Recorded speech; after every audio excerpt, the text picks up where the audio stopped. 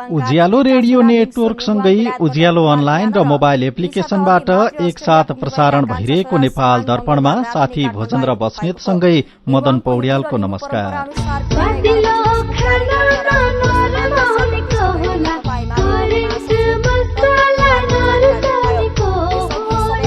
नेपाल दर्पणको साथमा करेन्ट मसला र करेन्ट चिया, स्वादको झट्का। नेपाल दर्पण सुरु गरौं मुख्य खबरका शीर्षकहरूबाट। संविधान दिवसको अवसरमा सरकारले यस वर्ष विभूषण वितरण नगर्ने, मन्त्री परिषद बैठकबाट प्रधानमन्त्री प्रचण्डको चीन भ्रमण स्वीकृत, चिनिया राष्ट्रपति सीसँग असोज 6 गते हाङझाउमा भेट हुने, शिक्षा विधेयकप्रति आपत्ति जनाउँदै नेपाल शिक्षक महासंघद्वारा आन्दोलनको घोषणा, प्रस्तावित व्यवस्थाले शिक्षकहरू स्थानीय राजनैतिक आग्रहको शिकार हुने भनाई, देशैभर रहेका बाल सुधार गृहमा बाल बालिकाको चाप, आवश्यक मापदण्ड पूरा नहुँदा समस्या, पर्याप्त ठाउँ र सुधार कार्यक्रम सहित दक्ष जनशक्ति नियुक्त गर्न अधिकार कर्मीहरूको सुझाव, दक्ष जनशक्ति चाहियो, त्यो अनुसारको स्रोतहरू चाहियो, त्यो अनुसारको मनोविज्ञहरूको चाहिने त्यहाँ इन्भल्भमेन्ट चाहियो, त्यो अनुसारको सामाजिक चाहिने कार्यकर्ताहरू चाहियो। लिबियामा आँधीपछि आएको बाढ़ीमा ज्यान गुमाउनेको संख्या 11,300 जना पुग्यो, अझै 10,000 जना भन्दा धेरै बेपत्ता। र 19 वर्ष मुनिको एसिसी प्रिमियर कप खेल्ने नेपालको 24 सदस्यीय प्रारम्भिक टोली घोषणा, एसिया कप क्रिकेटमा भारत बंगलादेशले दिएको 266 रनको लक्ष्य पछ्याउँदै। जोडेको छ नेपालीलाई एक आपसमा, उनेको छ नेपाललाई विश्व सञ्जालमा, हिमाल पहाड तराई मधेस गाउँ होस्या सहर, सबको मनको कुरा सट्ने पुरै दिन्छ रहर। नेपाल टेलिकम, हामी जोडिएका छौं मनदेखि मनसम्म एकताको सूत्रमा, पाएका छौं भरपर्दो संचार माध्यम नेपाल टेलिकम, राष्ट्रको संचार। सस्तो सस्तो सस्तो बल्ल आयो बचत खाता सोचे सोचे जस्तो। हजुर, बचत सोझै मुद्दतीमा परिणत हुने, झन्झटिलो कागजी प्रक्रिया बिना मोबाइल ब्याङ्किङकै माध्यमबाट पनि ऋण सहितका अन्य सुविधाको लागि आजै खोलौं सोचे जस्तै ब्याङ्क खाता। बचत गरौं। ग्लोबल आइएमए ब्याङ्क, सबैका लागि ब्याङ्क। एकमी इन्जिनियरिङ कलेजमा नयाँ भर्ना खुल्यो। काठमाडौँको सीतापाइला स्थित देशकै अग्रणी एकमी इन्जिनियरिङ कलेजमा बीई सिभिल, बीई कम्प्युटर र बीई आर्किटेक्चरको नयाँ शैक्षिक सत्रका लागि भर्ना आवेदन खोलेको छ। +2 साइन्स, फिजिक्स र बायो दुवै ग्रुप, डिप्लोमा इन इन्जिनियरिङ र इक्विभ्यालेन्ट कोर्स उत्तीर्ण गरेका विद्यार्थीहरूले आवेदन दिन सक्नेछन्। छात्रवृत्तिको व्यवस्था सहित गुणस्तरीय इन्जिनियरिङ शिक्षाका लागि समयमै सम्पर्क गर्नुहोस्। विस्तृत जानकारीका लागि फोन नम्बर 9841 470 61, 9851 68 311 मा सम्पर्क गर्नुहोला वा कलेजको वेबसाइट www.ekmi.edu.np हेर्नुहोला। नेपाल दर्पणमा अब खबरको सिलसिला। सरकारले यस वर्ष संविधान दिवसको अवसरमा विभूषण वितरण नगर्ने भएको छ। आज बसेको मन्त्री परिषद बैठकले राष्ट्रपतिबाट प्रदान गर्दै आएको विभूषण वितरण कार्यलाई मर्यादित एवं थप व्यवस्थित बनाउन कार्यदल गठन गर्ने निर्णयसहित विभूषण वितरण कार्य स्थगित गरेको सरकारका प्रवक्ता एवं संचार तथा सूचना प्रविधि मन्त्री रेखा शर्माले जानकारी दिनुभयो। विभूषणको गरिमा बढ़ाई राष्ट्रको सम्मानको रूपमा स्थापित गर्न अन्तर्राष्ट्रिय अभ्यास र विभूषण सम्बन्धी प्रचलित कानूनको समेत अध्ययन गरी 3 महिनाभित्र प्रतिवेदन पेश गर्ने गरी कार्यदल गठन गर्ने निर्णय गरेको उहाँले बताउनुभयो।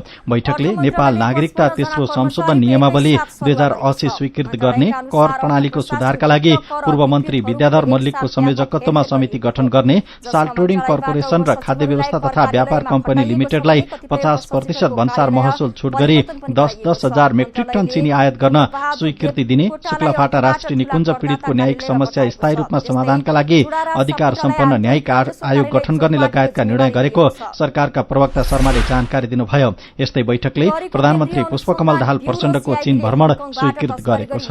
यसैबीच प्रधानमन्त्री पुष्पकमल दाहाल प्रचण्डले संयुक्त राष्ट्रसंघको महासभा र चीन भ्रमणबारे प्रतिनिधि सभालाई जानकारी गराउनु भएको छ।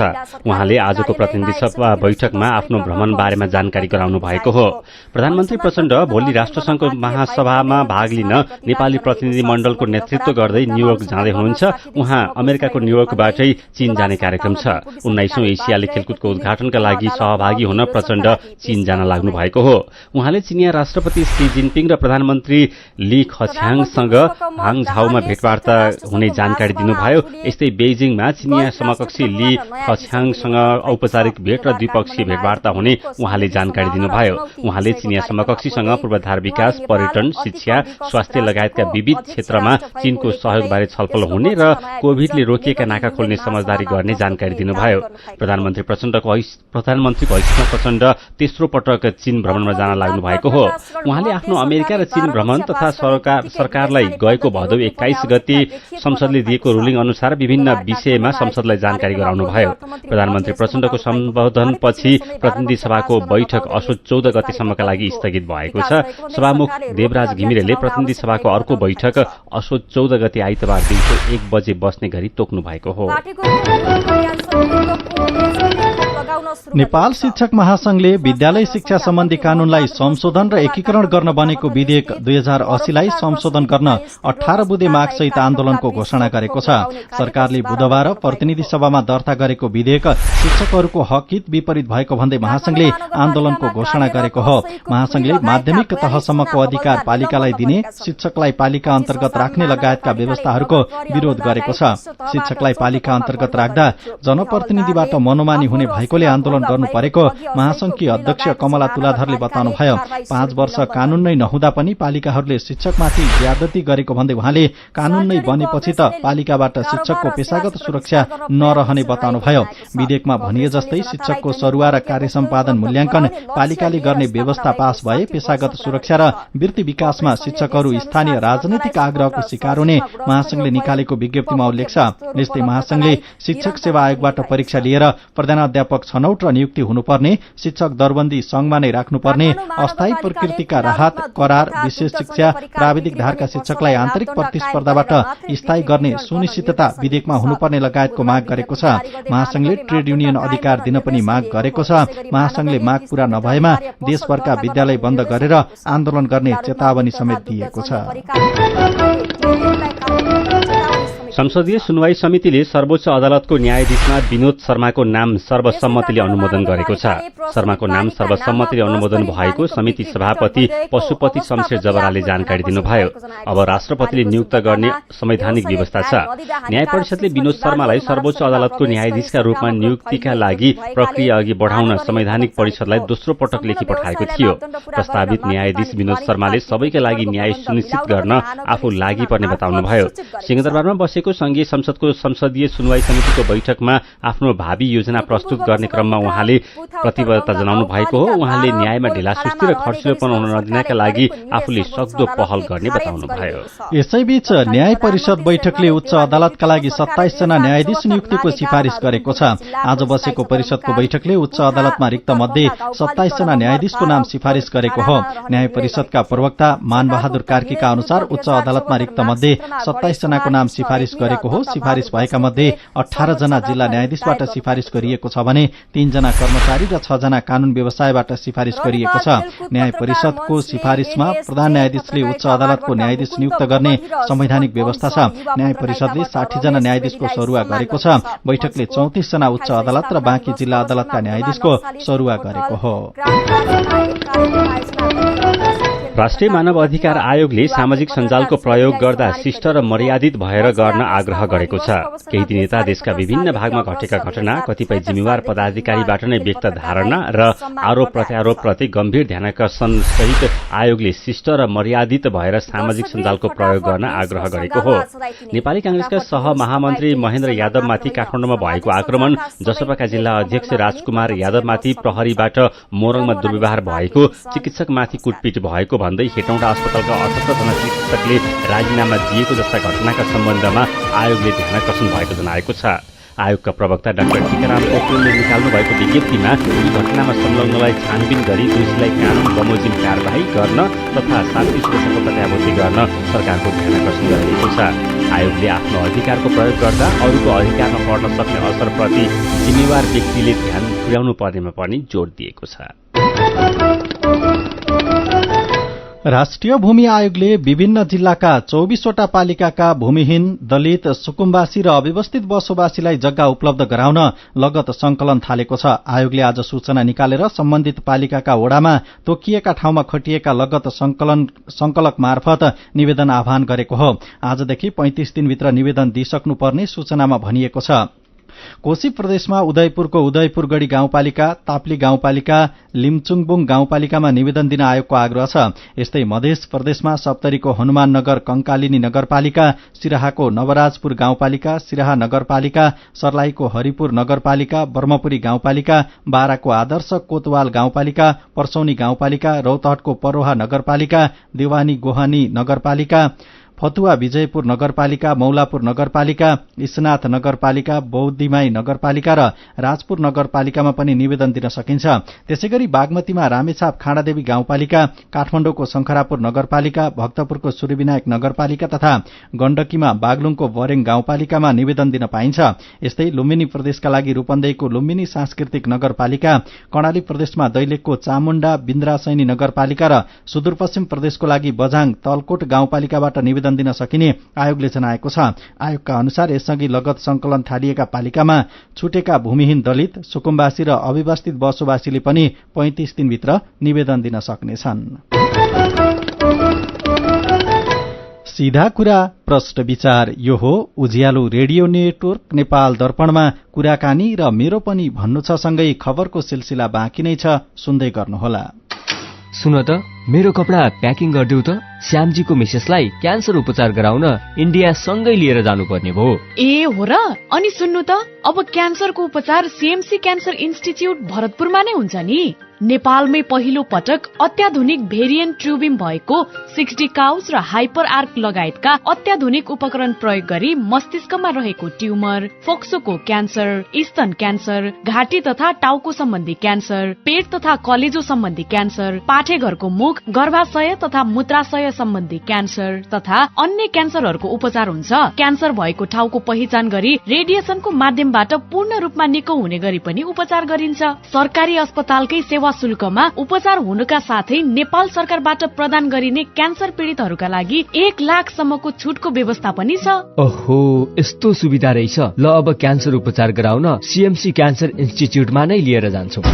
क्यान्सर विरुद्ध आशाको किरण, सीएमसी क्यान्सर इन्स्टिच्युट। फोन 056 494 333 493 555। मिठो मिठो खानाले कसको मन नछोला, स्वादिलो खानामा नरमाउनेको होला, करेन्ट मसला नभरेको, करेन्ट मसला नरुचाउनेको होला। Hygienic, tasty and fresh Trimurti industries private limited Rupandehi बुटवलद्वारा उत्पादित करेन्ट चिकन मसला, सब्जी मसला, चाउमिन मसला, मोमो मसला, चाट मसला, गरम मसला र अन्य विभिन्न मसलाहरू। करेन्ट मसला, स्वादको झट्का। उज्यालो रेडियो नेटवर्कबाट प्रसारण भइरहेको नेपाल दर्पणमा तपाईंलाई फेरि स्वागत छ। यतिन्जेल हामीले संविधान दिवसको अवसरमा सरकारले यस वर्ष विभूषण वितरण नगर्ने, मन्त्री परिषद बैठकबाट प्रधानमन्त्री प्रचण्डको चीन भ्रमण स्वीकृत, चिनिया राष्ट्रपति शीसँग असोज 6 गते हाङझाउमा भेट हुने, शिक्षा विधेयकप्रति आपत्ति जनाउँदै नेपाल शिक्षक महासंघद्वारा आन्दोलनको घोषणा लगायतका खबर प्रस्तुत गर्यौं। नेपाल दर्पणमा अब बाँकी प्रसंग। बाल बालिकामा लगानी सुनिश्चित भविष्यको थालनी भन्ने नाराका साथ आज राष्ट्रिय बाल दिवस विभिन्न कार्यक्रम गरी मनाइएको छ। बाल अधिकार कर्मीले 3वटै तहका सरकारले बाल बालिकाको क्षेत्रमा लगानी बढ़ाउनु पर्नेमा जोड़ दिएका छन्। 2022 सालदेखि भदौ 4 गते मनाउन शुरू गरिएको बाल दिवस 2063 सालपछि भने भदौ 29 गते मनाउन थालिएको हो। नेपालको संविधानले बाल बालिकाको हकलाई मौलिक हकको रूपमा आत्मसात गर्दै हरेक बाल बालिकालाई परिवार तथा राज्यबाट शिक्षा, स्वास्थ्य, पालन पोषण, उचित स्याहार, खेलकुद, मनोरञ्जन तथा सर्वाङ्गीन व्यक्तित्व विकासको हक हुने लगायतका कुराको प्रत्याभूति गरेको छ। नेपालमा अपराधमा संलग्न भई पूर्वपक्षका लागि थुनामा राख्नुपर्ने स्थितिका 18 वर्ष मुनिका बाल बालिकाहरूलाई बाल सुधार गृहमा राख्ने व्यवस्था छ। देशभरि सरकारले सञ्चालन गर्दै आएका 8वटा बाल सुधार गृह रहेका छन्। सुधार गृहहरूमा अहिले विभिन्न समस्या हुन थालेको प्रतिवेदन सार्वजनिक हुन थालेका छन्। साथी मल्लिका थापाले बाल सुधार गृहमा किन समस्या हुन थालेको भनेर बाल अधिकार कर्मी तथा अनुसन्धानदाता तारक धिताललाई सोध्नु भएको छ। हामी कहाँ जहाँसम्म छ बाल सुधार गृहहरू अहिले एकदमै क्षमताभन्दा बढी रहेका छन् त्यो समस्या छ भने अर्को बाल सुधार गृहमा जति लगानी हुनु पर्थ्यो र बाल सुधार गृहमा जुन सुधारका गतिविधिहरू हुनु पर्थ्यो त्यो हुन सकिराखेको छैन। खास बाल सुधार गृह चाहिँ मापदण्ड अनुसार भएन भन्ने कुराहरू आइरहेको छ। मापदण्ड चाहिँ कस्तो हुनुपर्ने हो? 2-4वटा कुरालाई एकदम ध्यान दिनु पर्यो। नम्बर 1, त्यहाँ स्पेस उपयुक्त चाहिने हुनु पर्यो भन्ने एउटा कुरा हो र त्योदेखि बाहेक दोस्रो सबभन्दा ठूलो कुरा भनेको त्यहाँ सुधारका गतिविधिहरू सञ्चालन हुनु पर्यो। किनभने त्यो चाहिँ मान्छेलाई गएर डम्प गर्ने त्यो ठाउँ होइन। त्यहाँ त बच्चाहरू छन्, समस्यामा परेका बच्चाहरू भएका हुनाले होइन र उनीहरूको चाहिँ मनोभावनामा नै एउटा होइन विभिन्न कारणले गर्दाखेरि उनीहरूले अपराधिक गतिविधिमा संलग्न भइरहेको अवस्थाहरू हुन सक्दछ। त्यसले गर्दा त्यो सुधारका गतिविधिहरू राम्रोसँग सञ्चालन हुन सकेनन् र हामी कहाँ त्यसको निम्ति के चाहियो भने त्यहाँ दक्ष जनशक्ति चाहियो, त्यो अनुसारको स्रोतहरू चाहियो होइन र त्यो अनुसारको मनोविज्ञहरूको चाहिने त्यहाँ इन्भल्भमेन्ट चाहियो, त्यो अनुसारको सामाजिक चाहिने कार्यकर्ताहरूको सहभागिताहरू चाहियो। हामीले अब 18 वर्ष मुनिकालाई बालबालिका भन्छौँ होइन, तर अहिले बाल सुधार गृहमा चाहिँ 18 वर्ष माथिका बालबालिकाहरू पनि धेरै भएको भेटियो भनिन्छ नि।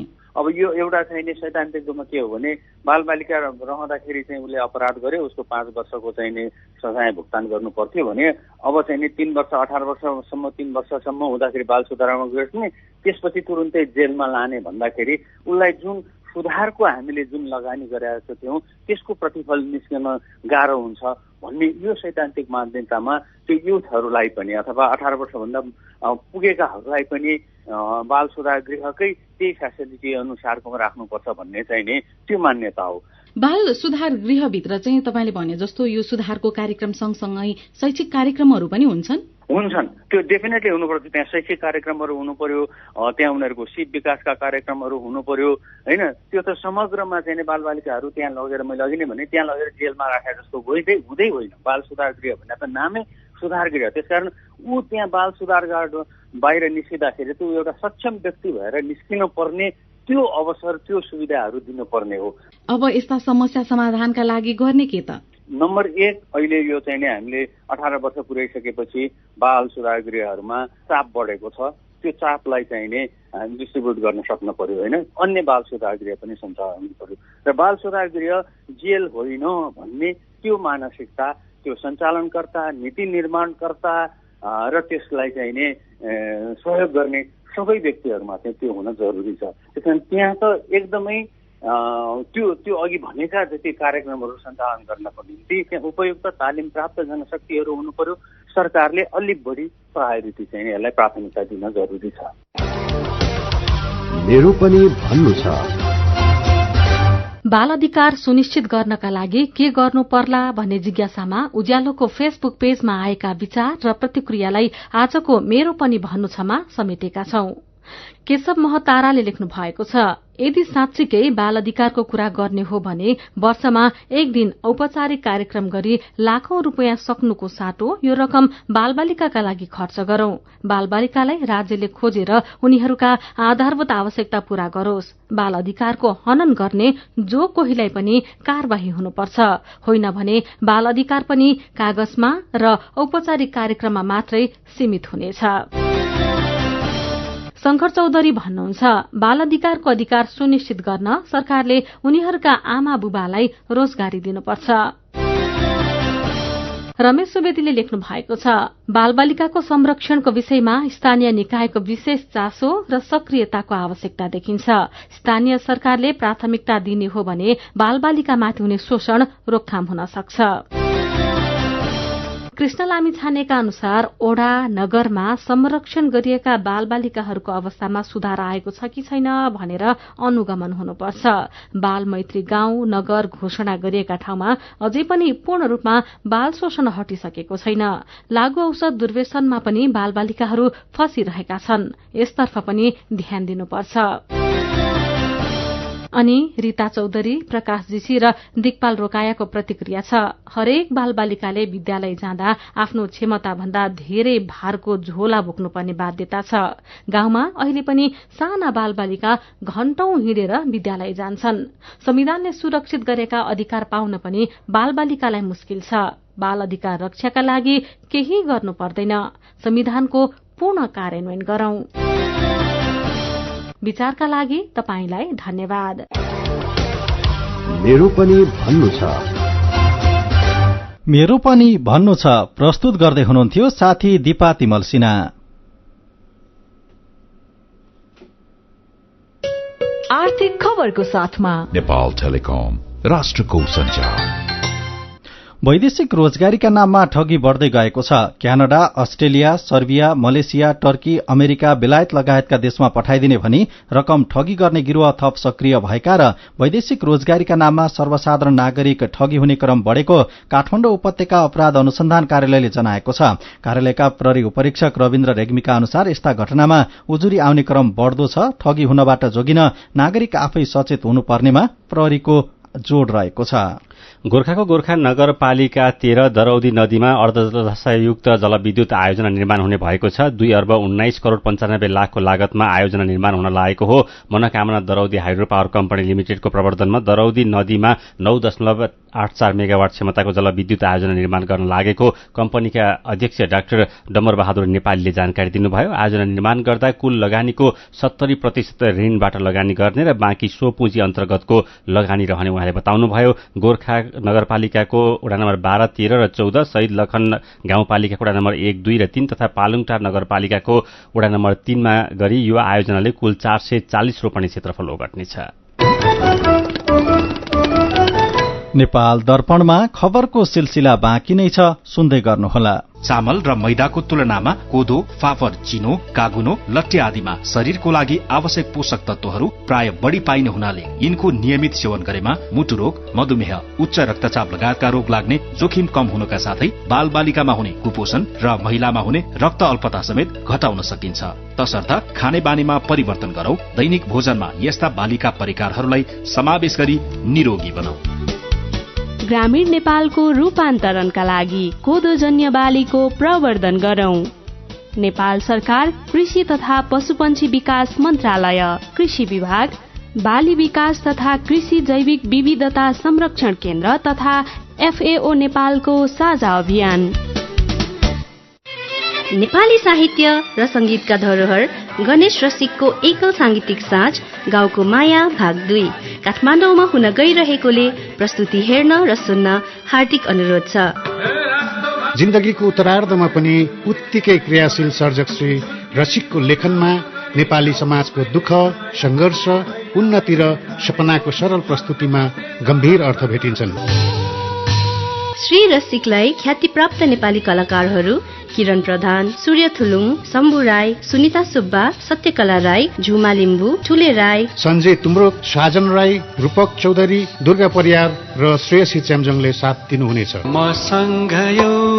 कार्यक्रम हुने मिति र समय 2080 साल असोज 6 गते शनिबार दिनको 3 बजे। स्थान राष्ट्रिय नाचघर जमल काठमाडौँ। टिकट पाइने स्थानहरू भाटबटेनी सुपर स्टोरका पेप्पे पिज्जाका आउटलेटहरू, Dalo restaurant Anamnagar, Kings recording studio, Sewa recording studio Anamnagar, Siddhakali offset press Putali Sadak, Mama Sekuwa Tikhidev Lalitpur, KKR Sekuwa and खाजाघर बाफल ललितपुर। प्रत्यक्ष प्रसारण उज्यालो नेटवर्कका FM-हरू तथा नेपाल टेलिभिजनको NTV+। आयोजक छिनामको सरोकार समाज काठमाडौँ। उज्यालो रेडियो नेटवर्क मार्फत देशभरिका विभिन्न FM स्टेशन तथा उज्यालो अनलाइन र मोबाइल एप्लिकेशनमा प्रसारण भइरहेको नेपाल दर्पणमा तपाईंलाई फेरि स्वागत छ। अब बाँकी खबर। हेटौँडाको सञ्चो अस्पतालका 2 जना डाक्टरमाथि भएको कुटपिटको विरोधमा हेटौँडा अस्पताल सहित मकवानपुरका निजी र सरकारी स्वास्थ्य संस्थामा आकस्मिक बाहेकका सबै सेवा ठप्प भएका छन्। डाक्टरलाई कुटपिट गर्ने सबैलाई पक्राउ नगरेसम्म आकस्मिक बाहेकका सबै सेवा ठप्प पारिने हेटौँडा अस्पतालका डाक्टर हरिबहादुर खड्काले बताउनुभयो। हेटौँडा अस्पतालमा कार्यरत 78 जना डाक्टरहरूले सामूहिक रूपमा राजीनामा दिएका डाक्टर खड्काले बताउनुभयो। हेटौँडा अस्पतालमा मात्र हरेक दिन 1500 जना भन्दा धेरै बिरामीले ओपीडीबाट सेवा लिँदै आएका छन्। त्यहाँका निजी अस्पतालमा पनि बिरामीको त्यति नै चाप हुने गरेको छ। ओपीडी सेवा बन्द भएपछि बिरामीहरू मर्कामा परेका छन्। बिरामीको उपचार गरिरहेका बेला हाई डिपेन्डेन्स युनिट SDU मै डाक्टरमाथि भएको आक्रमणले असुरक्षा बढेको भन्दै मकवानपुरका स्वास्थ्य कर्मीले आन्दोलन थालेका हुन्। अस्ति बिहान हेटौँडा 1 को सञ्चो अस्पतालमा डाक्टर प्रशान्त बिराडी र विकास थापामाथि कुटपिट भएको थियो। बन्चरे डाँडा ल्यान्डफिल्ड साइट प्रभावित सरोकार समितिले असोज 20 गतेसम्मको समय सीमा दिएको छ। यसअघि असोज 1 गतेदेखि फोहोर बोकेका सबै गाड़ी रोकेर निर्णायक आन्दोलन गर्ने बताएको समितिले मागप्रति गम्भीर रहेको भन्दै सरकारबाट पत्र पाएकोले असोज 20 गतेसम्म रचनात्मक विरोध कार्यक्रम मात्रै गर्ने निर्णय गरेको समितिका संयोजक श्रीराम ढुङ्गानाले जानकारी दिनुभयो।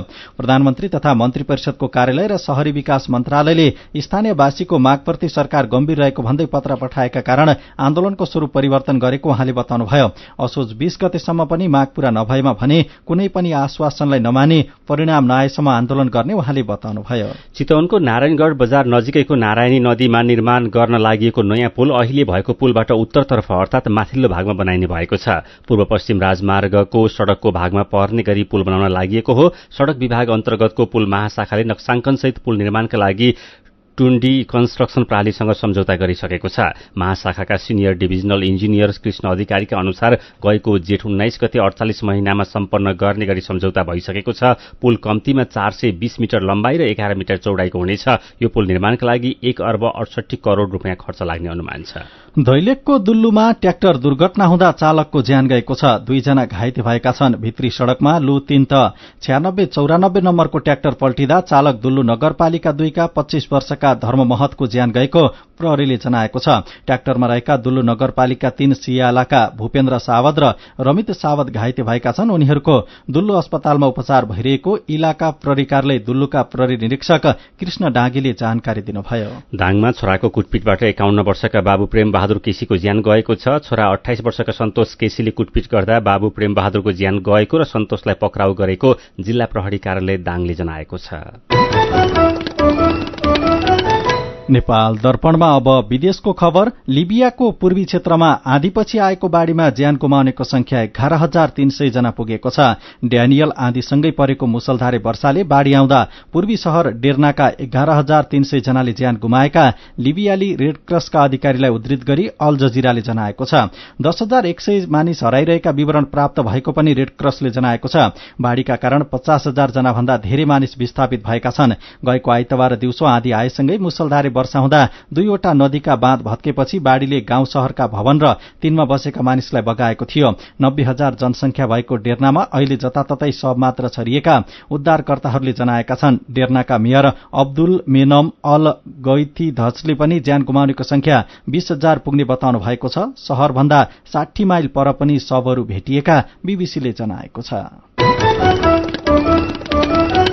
अब खेल खबर। नेपालले 19 वर्ष मुनिको एसीसी प्रिमियर कप खेल्ने 24 सदस्यीय प्रारम्भिक टोली घोषणा गरेको छ। प्रतियोगिता आउँदो अक्टोबर 12 देखि 24 तारिकसम्म मलेसियामा हुनेछ। 16 एसोसिएट टोली सहभागी प्रतियोगितामा शीर्ष 3 टोलीले आउँदो डिसेम्बरमा हुने 19 वर्ष मुनिको एसिया कप खेल्न पाउनेछन्।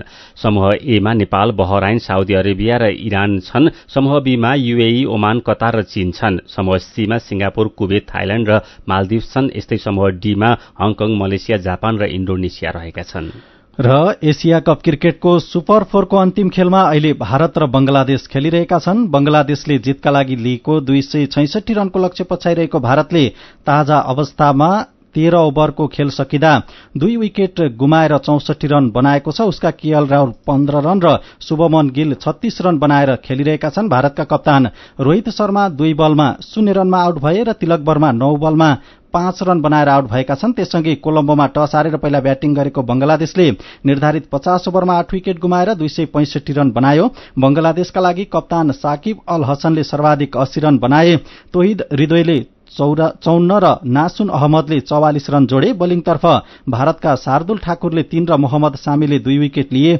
यो सुपर 4 को अन्तिम खेल हो। भारत यसअघि नै फाइनलमा पुगिसकेको छ भने बंगलादेश एशिया कपबाट बाहिरिएको टोली हो। हिजो भएको सुपर 4 मा पाकिस्तानलाई हराउँदै श्रीलंका फाइनलमा पुग्यो। अब उपाधिका लागि भारत र श्रीलंका बीच पर्सि आइतबार खेल हुनेछ। खेल खबरसँगै हामी नेपाल दर्पणको अन्त्यमा आइपुगेका छौं। आजका मुख्य खबरका शीर्षक फेरि एकपटक। संविधान दिवसको अवसरमा सरकारले यस वर्ष विभूषण वितरण नगर्ने, मन्त्री परिषद बैठकबाट प्रधानमन्त्री प्रचण्डको चीन भ्रमण स्वीकृत, चिनिया राष्ट्रपति सी सँग असोज 6 गते हाङझाउमा भेट हुने, शिक्षा विधेयकप्रति आपत्ति जनाउँदै नेपाल शिक्षक महासंघद्वारा आन्दोलनको घोषणा, प्रस्तावित व्यवस्थाले शिक्षकहरू स्थानीय राजनैतिक आग्रहको शिकार हुने भनाई, देशैभर रहेका बाल सुधार गृहमा बालबालिकाको चाप, अत्यावश्यक मापदण्ड पूरा नहुँदा समस्या, पर्याप्त ठाउँ र सुधार कार्यक्रम सहित दक्ष जनशक्ति नियुक्त गर्न अधिकार कर्मीहरूको सुझाव। लिबियामा आँधीपछि आएको बाढ़ीमा ज्यान गुमाउनेको संख्या 11,300 जना पुग्यो, अझै 10,000 जना भन्दा धेरै बेपत्ता। र 19 वर्ष मुनिको एसीसी प्रिमियर कप खेल्ने नेपालको 24 सदस्यीय प्रारम्भिक टोली घोषणा। एशिया कप क्रिकेटमा भारत बंगलादेशले दिएको 266 रनको लक्ष्य पछ्याउँदै। आजको नेपाल दर्पण सकिएको छ। प्राविधिक साथी संघर्ष विष्टसँगै हामी भोजेन्द्र बस्नेत र मदन पौड्याल पनि विदा हुन्छौं। उज्यालोको मोबाइल एप्लिकेशन र अनलाइनमा प्रकाशन प्रसारण भइरहेका सामग्री भाइबरमा पनि उपलब्ध छन्। डेंगी फैलाउने लामखुट्टेबाट बच्न घर कार्यालय वरपर पानी जम्न नदिऊ, झुल लगाएर सुत्ने गरौं। नमस्कार।